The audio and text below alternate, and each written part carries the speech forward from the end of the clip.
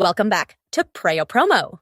In today's video, I'm going to show you how to view your old Facebook memories step by step. This is a great way to relive your past posts and special moments. Let's get started. Step 1. Open Google Chrome on your device. Step 2.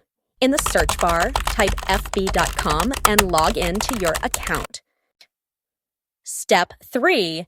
Click on the Memories option from the menu. Step 4. Now you can see all your old memories, including posts, photos, and videos from previous years. This way, you can easily revisit and share your past memories on Facebook. Thanks for watching this tutorial on Preyo Promo.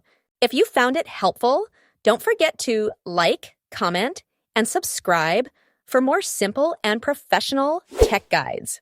Stay tuned, and I'll see you in the next video.